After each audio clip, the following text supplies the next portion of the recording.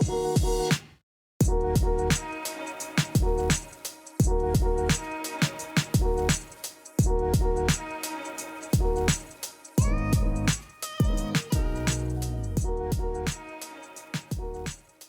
everyone, and welcome back to another episode of Rationally Speaking with myself, Stuart Carrington, and Martin Turner.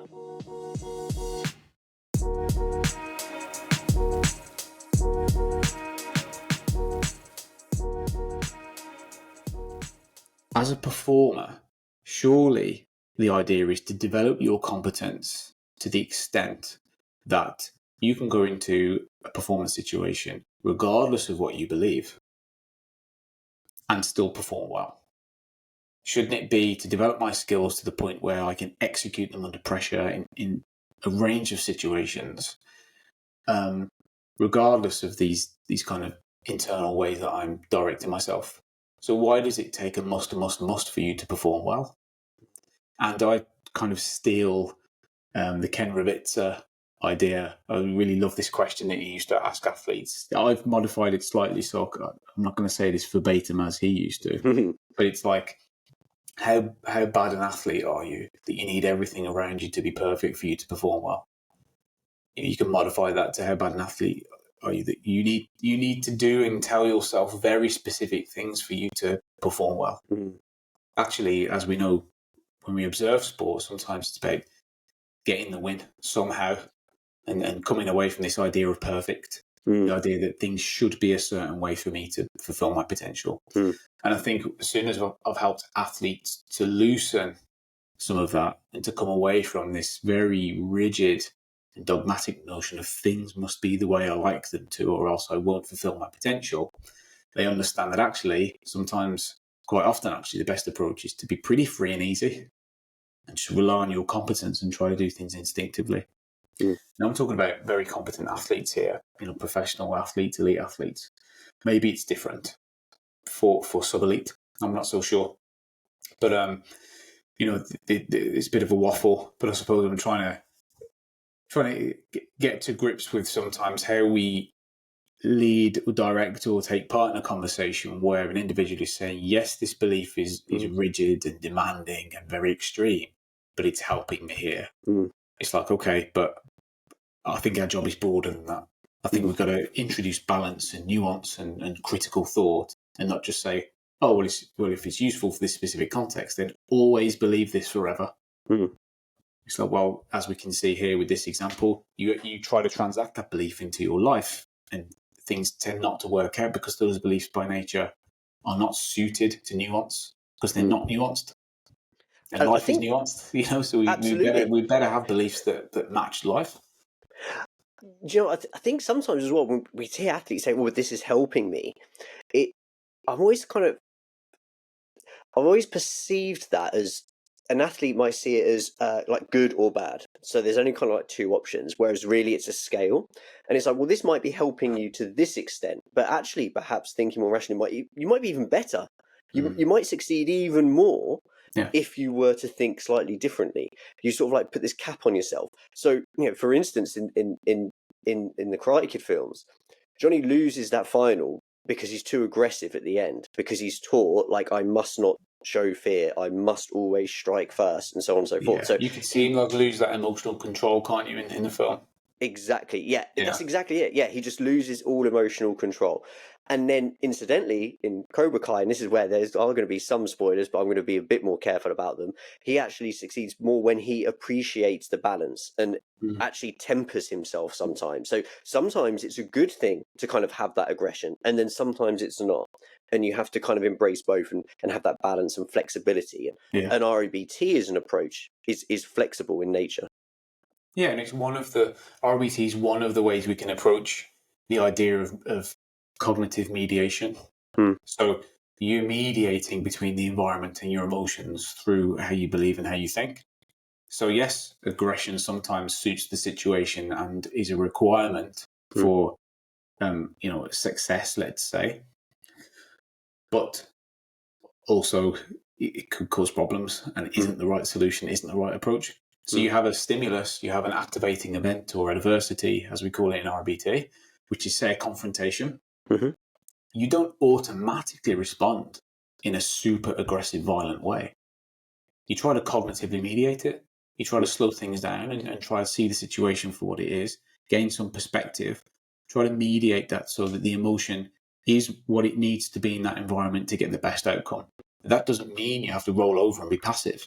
It might mean that you've got to be assertive and there isn't an element of aggression there, but it doesn't spill over into something that's going to cause problems and makes the situation worse. So it's that kind of in that moment, in that kind of final fight, you're kind of thinking, what is the cognitive mediator there? Well, the cognitive mediator is probably, I must not lose, must not show weakness. If I lose this, I'll be a complete failure and I'll be embarrassed and nobody will like me.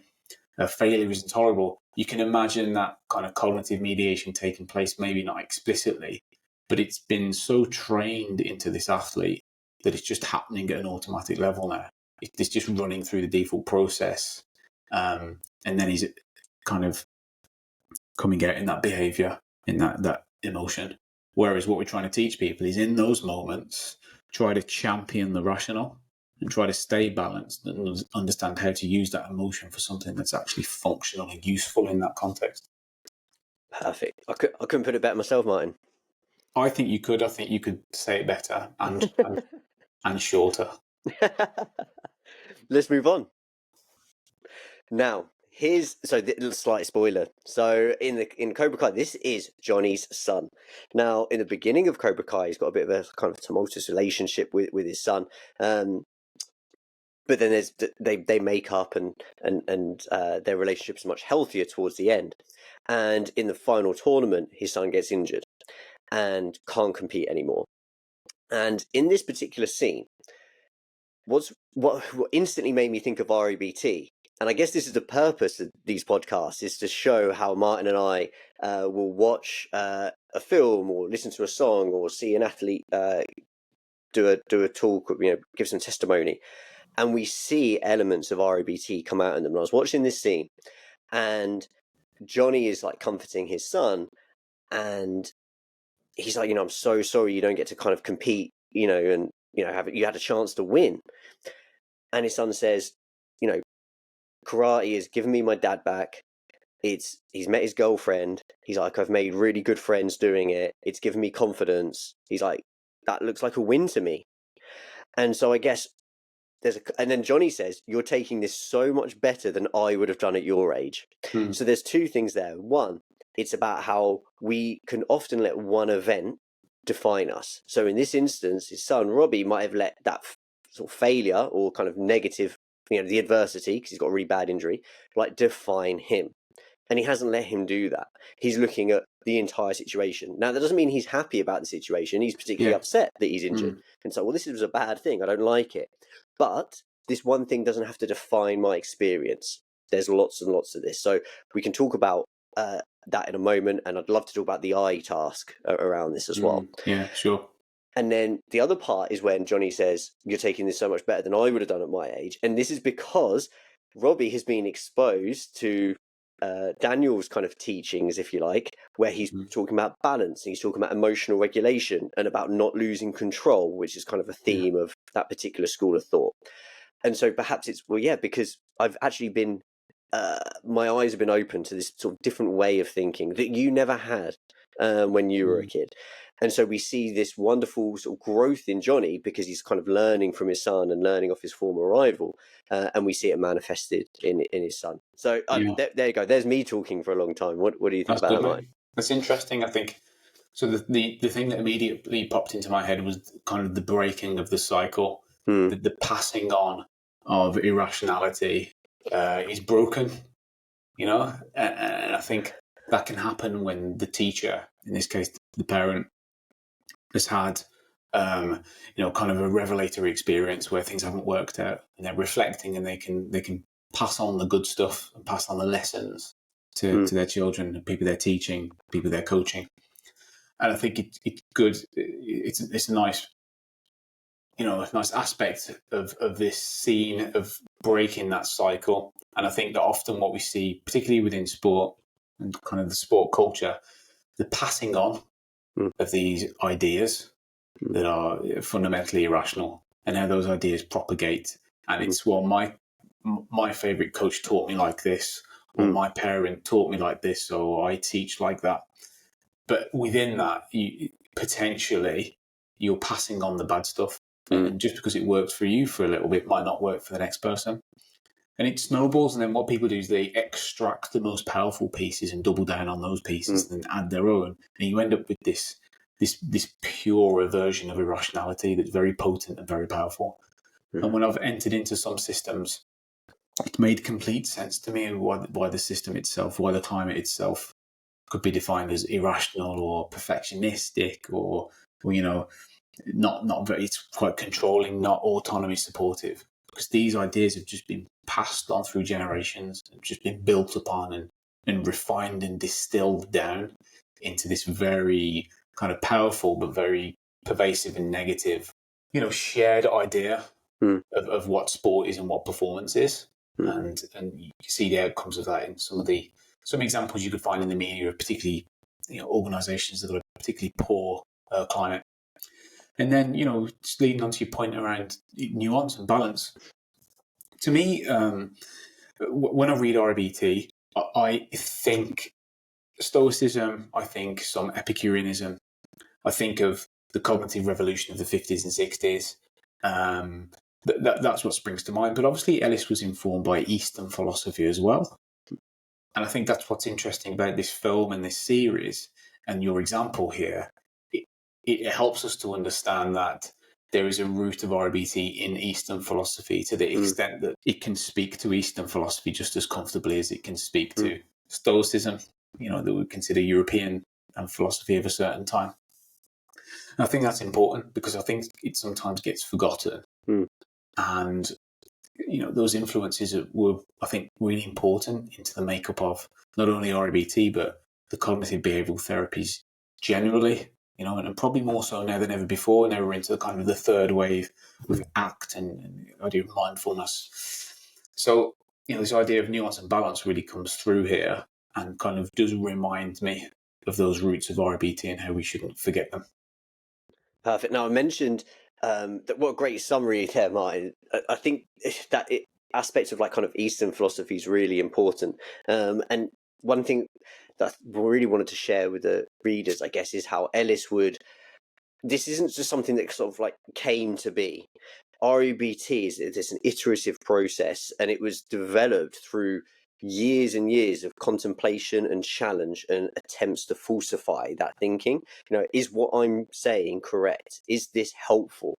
And actually challenging and trying to falsify that approach. So it's been refined over many years. And I guess the clues from, like you mentioned there, Stoicism and Epicureanism and Eastern philosophy, like they're there, and Ellis is kind of taking parts and then challenging them and then refining them over decades. Yeah, it's trying to amalgamate good ideas that have seen people through tough times over the ages, and trying to put them into a structure, a framework, a toolkit that people can use in their modern lives and use language that fits with the modern world. But he's taking these the good ancient ideas, that seem to fit and seem to work. And I think lots of psychotherapies are able to do that. RBT is very explicit in its use of that, which is why we can connect the dots so easily to Stoicism, to Epicureanism, to Eastern philosophy, because they're so explicit in there. Any casual reading starts to make that stuff pretty obvious. And then we see a modern situation in the slide ahead of us where someone's experienced a particularly negative event and is dealing with it. I just wanted to talk very quickly. I mentioned the I task. When we talk about like one event defining us, one activity, and REBT is quite useful in providing practical activities for individuals to do. So with the I task, the participant might draw two large letter I's, as in me and I, and within one eye, they might write down perhaps like negative events that have happened. And then in the other eye, they might write down the positive events that have happened to show that not one negative event might define me. So just because I lost or got injured or something like this, that doesn't define who I am. That's just part of that eye. And then likewise, there's lots of positive eyes, and they don't define me either. They were just part of what I am and my experiences.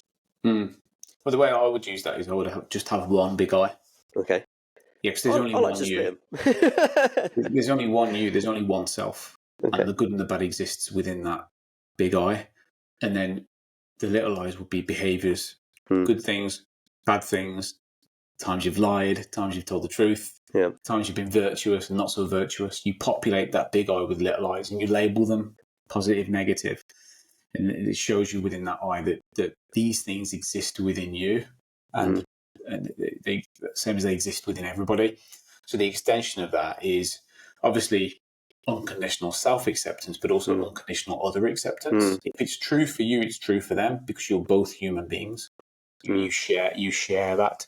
And even though on social media people might seem as if they're successful and perfect and they've got everything they could ever want in the world, for sure there's things that they've got that they're not so happy about.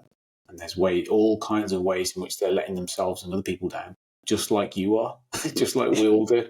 That's just being a human being. And I think sometimes that reality is sometimes difficult for people because it can seem negative. That's what it is to be a human being.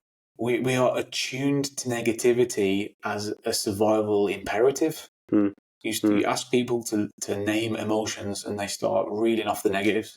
And then positives is like relief, happiness, excitement.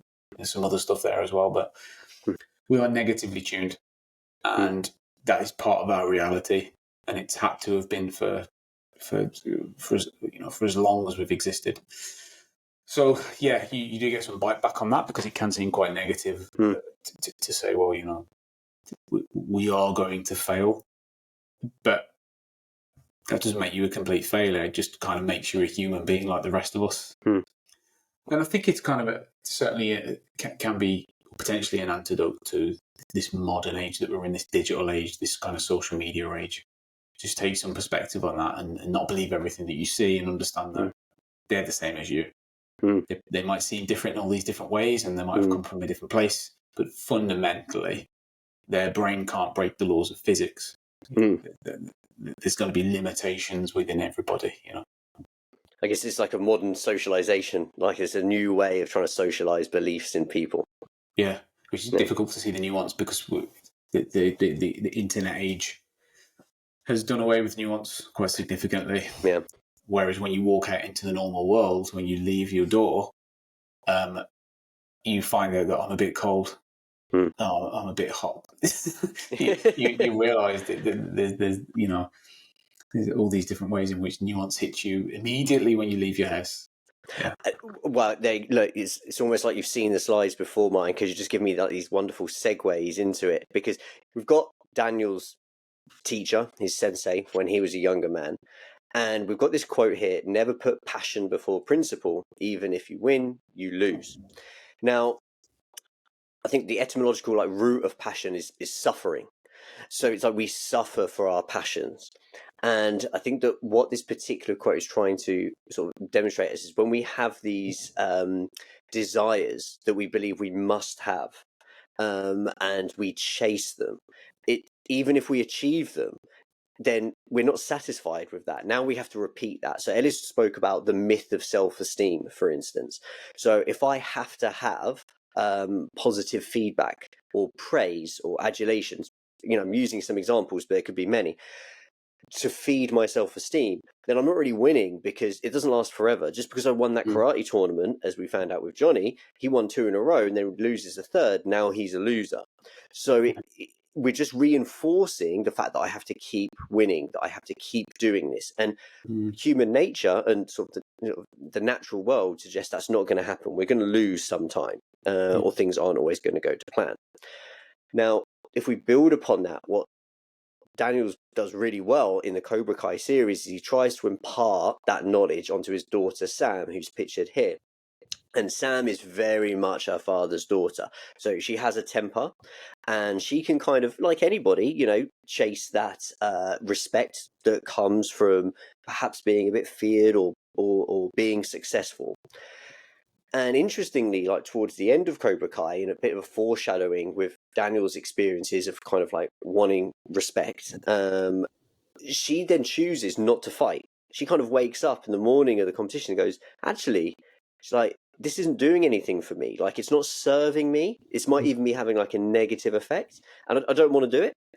And she's kind of a little bit not fearful, but concerned or apprehensive about how her dad's going to react to that. And he's like, that's, you learned this so much quicker than I did, that you can choose and you can exercise that flexibility, and she's very happy and with her choice. And I think that kind of reflects this long term, like we called it long term hedonism. And we've had this discussion before, mine, about hedonism might not be the best word, but we'll use it for now. This kind of long term health, this long term benefit of rational thinking that Sam kind of really embodies at the end of Cobra Kai.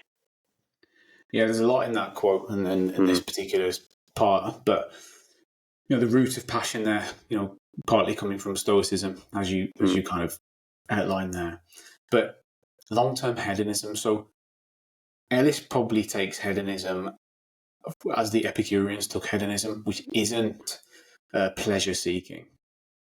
It does have more of a long-range idea, hedonism anyway. So I think the true notion of hedonism from an Epicurean sense would be long-term. So in some ways, it's a bit of a it does make sense to say long-range hedonism. It's just that hedonism in the modern age has become this kind of pleasure-seeking idea. So I think Ellis felt like he probably had to put long-range in there.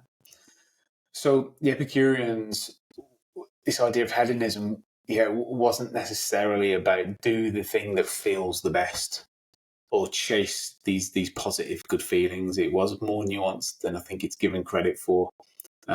Again, any light reading into some of John Sellers' work around Epicureanism, you start to see that. You start to see the what it really means and how it fits with REBT.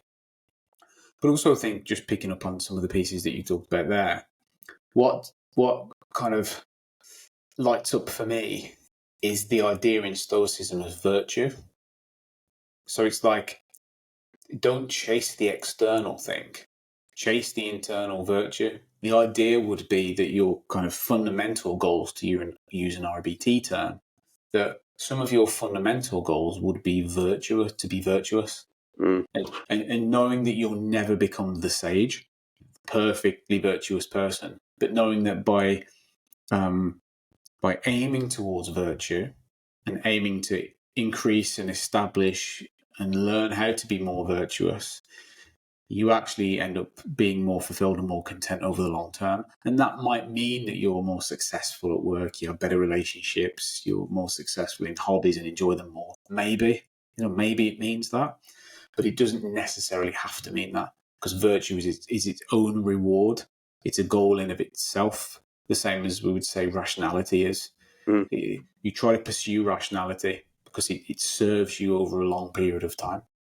So this idea of even if you win, you lose, again, like we've said many times so far, it's like, okay, you win, but at what cost?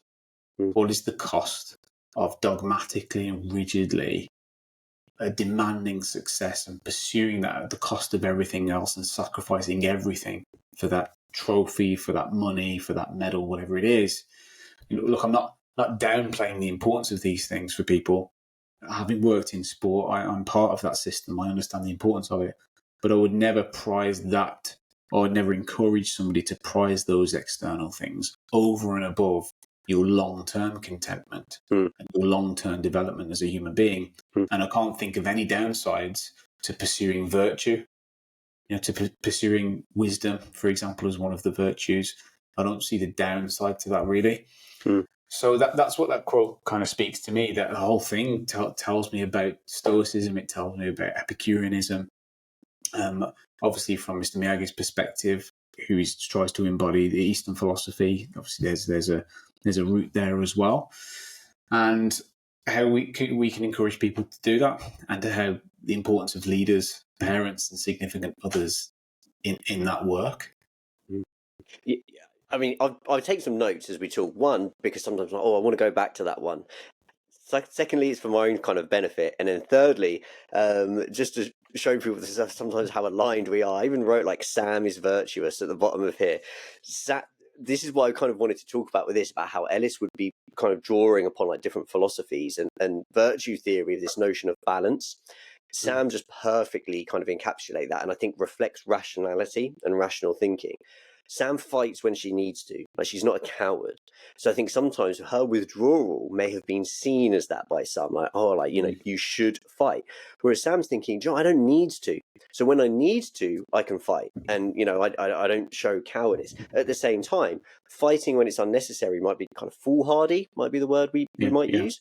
So in her instance, she has that kind of perfect middle ground, you know, which we considered virtuous, in alignment with virtue theory of perhaps bravery, we might call that.